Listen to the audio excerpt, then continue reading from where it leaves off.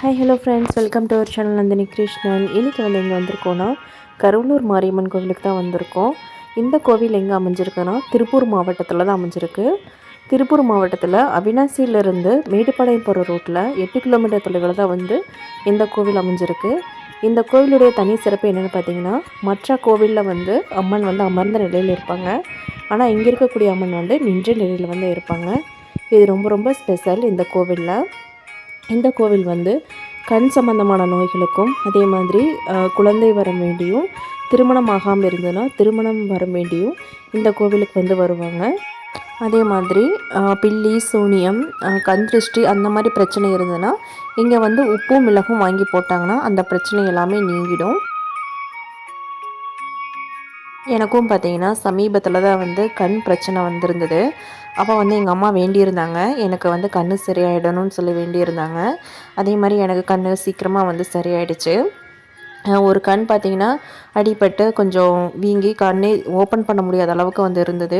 ஹாஸ்பிட்டலுக்கு போயிட்டுமே எனக்கு சரியாகவே இல்லை. அதுக்கப்புறமா இங்கே அம்மா வேண்டினதுக்கப்புறமா எனக்கு சரியாயிடுச்சு.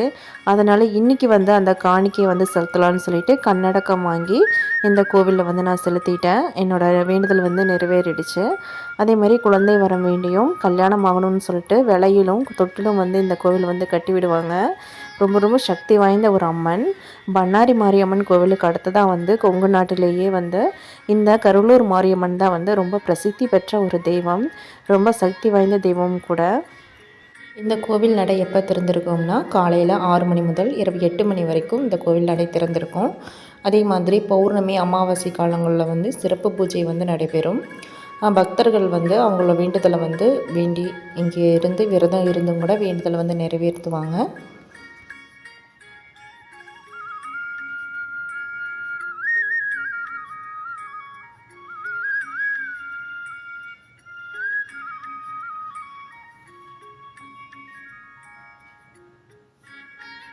கோவிலில் இருக்கக்கூடிய தீர்த்தத்தை வாங்கி நம்ம கண்ணில் ஊற்றிக்கும் போது கண் பிரச்சனைகள் எல்லாமே சரியாகும் அப்படிங்கிறதும் ஐதீகம்.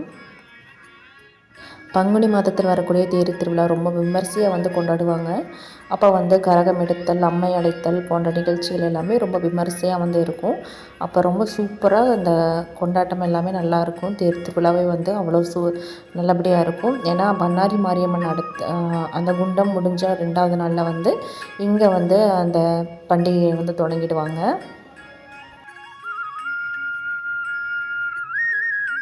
இந்த கருவலூர் கோவிலில் நீங்கள் என்ன வேண்டுதல் வச்சுருந்தாலும் அந்த வேண்டுதல் எல்லாமே சீக்கிரமாக நிறைவேறிடும்.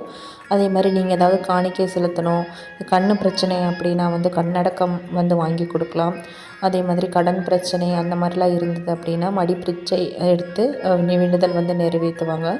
ஒவ்வொரு பிரச்சனைக்கும் ஒவ்வொரு பிரார்த்தனைகள் நம்ம பண்ணும்போது அந்த பிரச்சனைகள் எல்லாமே நீங்கிடுங்கிறது ஐதீகம்.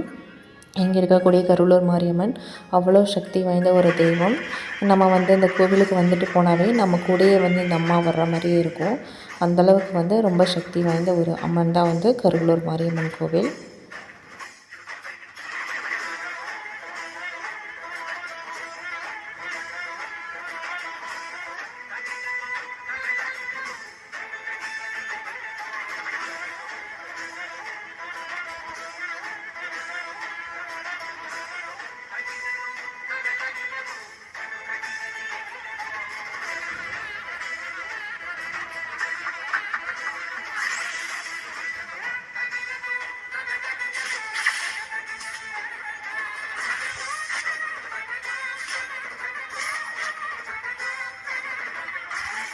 அம்மனுடைய தரிசனம் எல்லாத்துக்குமே கிடைச்சிருக்குன்னு நான் நம்புகிறேன்.